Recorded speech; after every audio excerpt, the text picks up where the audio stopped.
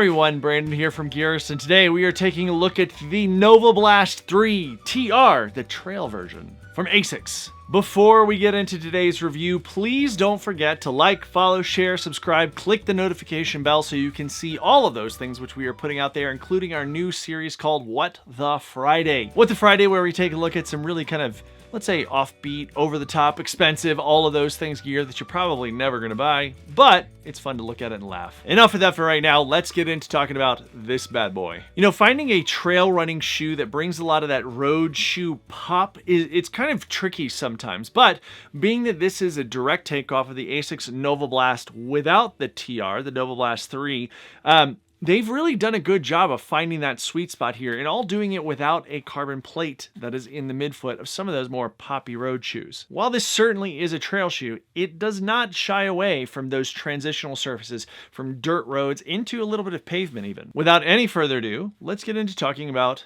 the outsole. For the outsole, the NOVABLAST 3 TR, Asics has used their AHAR, Asics High Abrasion Rubber, AHAR. It has purported 2 times the durability and resistance of traditional compounds. Like the New Balance Fuel Cell Supercomp Trainer, which we actually reviewed pretty recently, you can check that out here.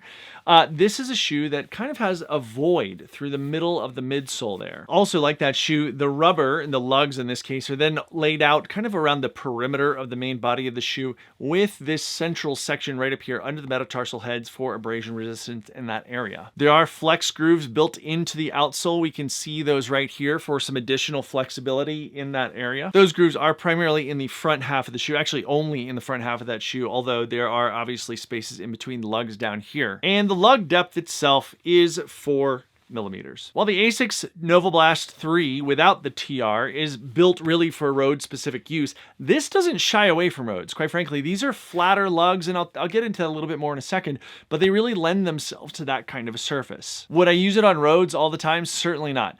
I personally tend to put shoes where they belong, right? I feel like that's what they're built for. They should be there. Unless it's really a true hybrid shoe. I don't think that this falls into the category of a true hybrid shoe, but it really can handle all of those things very well. So how do the lugs of this shoe handle? Well, on smooth single track, and I'll get into this much more as we get into the review, this really, really shines. Smooth, well-groomed single track, maybe some dirt trails here and there, gravel trails, things like that. This really shines. As you get into more rolly, kind of ball-bearing, dusty trails, things like that, it grips, but it doesn't bite quite as much as it would as if there were a more cleat-like lug system on here. So how do they do on technical trails? How about the rocky stuff, right? I live in Colorado, Boulder County, Colorado. How does this handle some of the more technical trails around here? It's not its strong suit. I have taken this on quite a bit, probably 10 to 15 miles of pretty technical trail. I will say that it's comfortable on that. I'll get into this a little bit more in the ride section, but the lugs do well on the big flat rocks. When you get into pokey stuff, the fact that all this gray right here is exposed midsole foam and there's no outsole protecting it, you're going to feel that, right? We'll talk about this a bit more in the midsole section in a second, but it's also going to be beat up, right, by some of those pokey rocks and things like that. Again, it does well from a grip standpoint. The AHAR rubber does a good job, but it's just not built for that kind of technical trail. From a durability standpoint, this does a very good job. Actually, the outsole has held up very well. I've probably got close to 75 or 80 miles on this, and it has held up very well. That rubber does well on all the trails that I've primarily been using it on. You can see here on this kind of inner rubber, or the exposed foam that I mentioned a second ago, where it's definitely been stabbed and poked and things like that by sharp sticks, rocks, or what have you. Durability of this is, I would say that after seeing this the first few times on technical trails, I didn't go on those trails as much. So the durability of the rubber is good. The durability of this is okay, but it's going to be better if you stay away from the pokey stuff. As we move into the midsole of this guy right here, we can see the midsole foam being made from Asics FF Blast Plus. That stands for flight foam. From a design standpoint, as you can see here, this shoe, as well as its road cousin, right, so the NOVABLAST without NOVABLAST 3 without the TR on it, these are actually meant to conjure up the Japanese art of Shirin-yoku, which is the Japanese practice of forest bathing. So as you can see, it kind of has earth tones that kind of fold up this way into a brighter, more kind of modern color. In addition to that, this outsole is meant to mimic the geometry of origami. From a drop standpoint, we have measurements of 31 millimeters in the heel and 23 millimeters in the forefoot for an overall drop of 8 millimeters. While the FF Blast Plus foam is meant to be very springy, and it does a good job of that, again, I'll talk about that in a moment, part of that response of this shoe, the responsiveness, is going to come again, similar to the New Balance Fuel Cell Supercom trainer that we talked about a while ago, this void here where the foot is allowed to expand down into that, and it kind of gives that spring upward from your foot. So the first thing that I should mention about this midsole is that it's not quite as thick as it looks. If you look at it like this, you're like, whoa, look at all that foam right there. But here's the thing.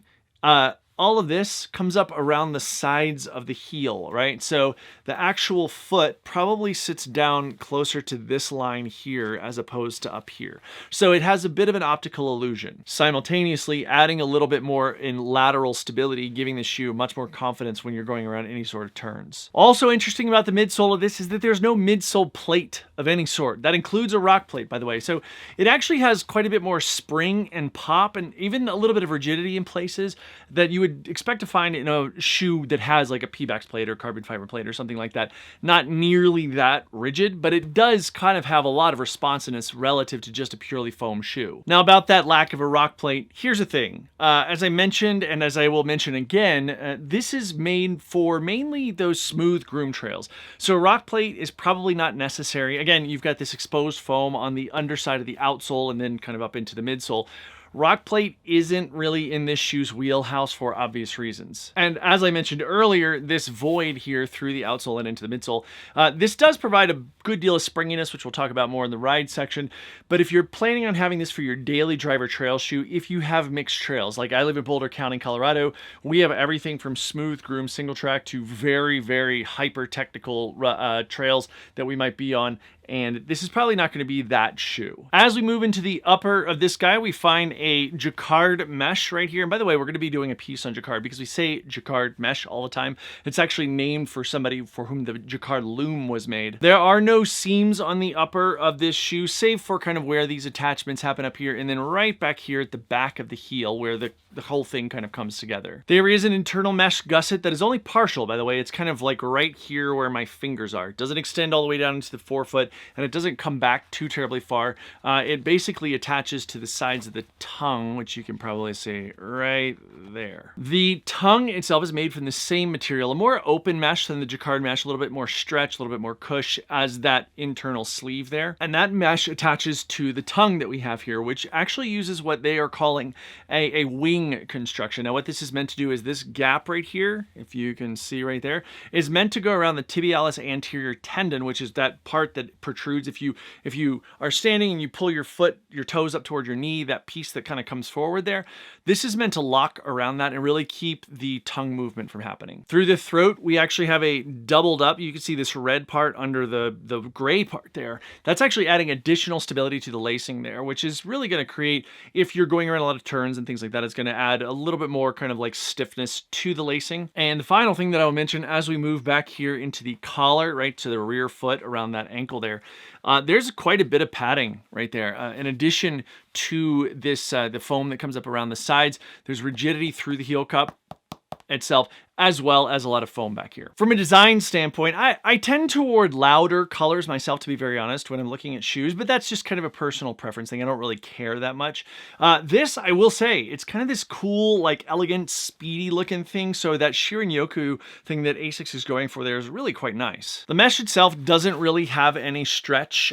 So again, you'll see in some shoes that we've reviewed even recently, some that are going to have just a tad bit of mesh. There really isn't much of that or any of that really on the upper of this guy. With that said, my foot did feel like it had room going around turns, things like that. I didn't feel like my foot was confined by a non-stretchy upper. So the tongue wing construction that I mentioned a minute ago, I guess it keeps the tongue in place, but being that there is that internal gusset, that kind of sleeve around the midfoot, it may just be kind of solving a problem that doesn't really exist. For me, I didn't really know it. I guess I wouldn't notice otherwise, so I mean, it's there. The part that stood out to me about the upper that I think could probably use a bit of updating, to be honest with you, is the heel area, kind of the rear foot. And the reason I say that is several things. One, the amount of foam that is around here is very comfortable.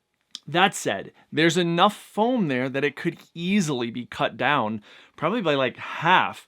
And with doing that, you're going to shave some weight. However, if you did that, the rigidity of the heel cup, because it's not super hard, right? It's not like concrete, but it could probably lose some rigidity there. So if you minimize the foam around the heel cup here, or the collar rather, you would have to kind of create a little bit more flexibility for customization around that ankle and the kind of Achilles area. I think that would be a really great addition and also be able to shave some weight. That said, it's very comfortable. I just think that it's overkill and could remain as comfortable as it is with less material. All right, now we're going to talk about the fit of the NOVABLAST 3 TR. So here's the thing with the fit of this. It fits true to size. I wear a men's size 11. This is a men's size 11, dead on where I would expect it to be. However, it is like 1 millimeter on the bigger side. There's a hair more room. So if you are somebody who's kind of falling in between sizes, don't be surprised if it's a little larger, but almost imperceptibly larger. With that said, when you're running in this, again, this is more going to be your groomed trail shoe. It's not your technical trail shoe. That additional room I actually like quite a bit. So it doesn't affect the ride at all, which I'll talk about in a moment. In terms of the rest of the fit, as we move from the front of the shoe to the back of the shoe, the first thing I'll look at is the toe box. This does come to quite a point. I would like to see a bit more room over here. It's not cramming my toes down, but I have a very average foot.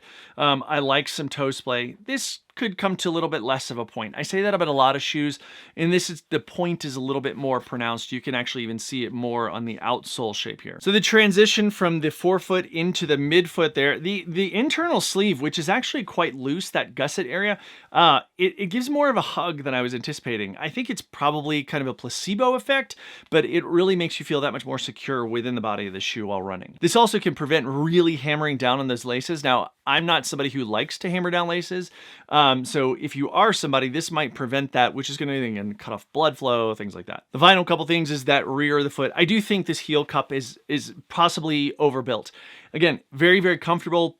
I don't have a problem with it in terms of fit. I just think that it could shave half the material, maybe shave like a half an ounce or so off the shoe in the process and still be just as comfortable, just as stable, and just as well fitting. That material that does come up around the heel here, as we talked about, that midsole foam, that does a nice job. It actually really gives a good rear foot stability feeling to it. Now, as we move into talking about the ride, before I get into exactly what the responsiveness, rebound, pace, all that kind of stuff is like with the shoe, I feel like it is incumbent upon me to talk to you about what kind of trail is going to be best for this. And frankly, it's not the technical stuff.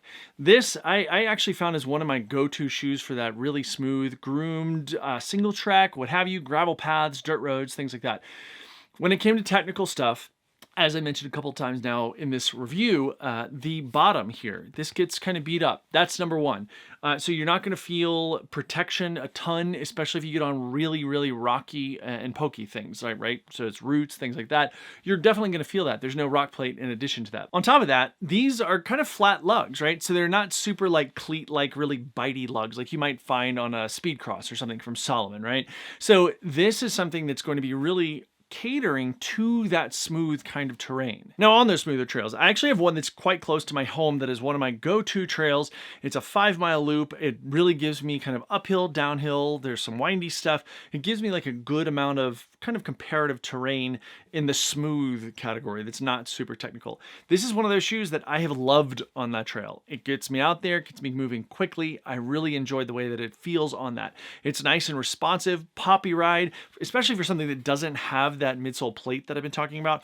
It actually really, really kind of likes to go. And I was kind of surprised being that many things are moving toward having more midsole rigidity. The ground feel is good. It's not overly present, if you will, right? So you're not going to feel every bump and bruise on the ground. What you are going to feel is a good kind of sense of where you are. That is due to the fact that there is a good amount of cushioning here, right? Not a ton of stack, but that FF Blast Plus foam, right? FF Blast Plus foam does have a lot of responsiveness, but also is going to add cushioning. And again, that seems to be the way that a lot of things are moving these days, is a more cushioned ride that still allows for a lot of responsiveness. And frankly, I was kind of surprised that this was a shoe that I really found myself enjoying and running in probably more than I needed to. I mean, I've got more than 10 plus shoes myself in the hopper to get reviewed, and this is one that I kept going back to time and again. Talking about weight for a second, this comes in at 10.3 ounces or 290 grams for the metrically minded. solid. Not super heavy, not super lightweight. It kind of falls in a good sweet spot. It does shave some weight off some of the more popular shoes for the trail that we've seen these days. Overall, this coming in at $145 is a well-priced shoe. It's not super expensive, not super cheap either. Interestingly, I think it would be a better bargain if technical trail were mixed in there, or if it could handle technical trail. And what I mean by that is, of course, you can go and run on technical trail. I did. I mean, like when testing it, I took this on trail that would be deemed much more technical or rocky or what have you. If you're going to get out there and you're looking for that do-it-all shoe, this might not be it, simply because of the fact this exposed foam is going to lead to wear in this area. It's not going to protect your foot. I would bet that even if this just had more rubber coverage, just that AHR rubber, that Asics high abrasion rubber, that alone would lend itself to the durability, and while it's not a rock plate, it would also make additional kind of like protection from underfoot pokey stuff. The Blast midsole foam of this shoe does give it the responsiveness and bounciness of a more rigid midsoled shoe. It does a really great job. I found myself really wanting to go out and go faster in this, including one of my fastest miles in a long time, which was around 7:15 per mile, which for me, I know some of you are much, much faster than I am, but for me, that was kind of kicking it up several notches, and so I felt really good about that. I am eagerly awaiting the next iteration of this to see if it does kind of cater itself to some more technical trails or more kind of holistic trail approach, right? So being able to address the smooth stuff and what have you. This is also a great shoe to be able to do that hybrid thing, right? Going from road to trail to road to paved roads to dirt roads to paths to gravel, all of that stuff. Just not the technical stuff yet. Guys, if you've enjoyed this review, we would love for you to subscribe so you can see all the stuff coming up from Gearist, including our series, as I mentioned at the beginning, What the Friday. Please don't forget to like, follow, share, subscribe, comment. We want to hear from you. Please let us know what you thought of this review. What do you guys want to see more of? We're doing a lot of running shoes lately, and we're going to be doing a lot more things that aren't just running shoes. So please subscribe, stay tuned, especially as we get near Christmas 2022. Thanks, guys. Get out there, have fun, and we'll see you next time.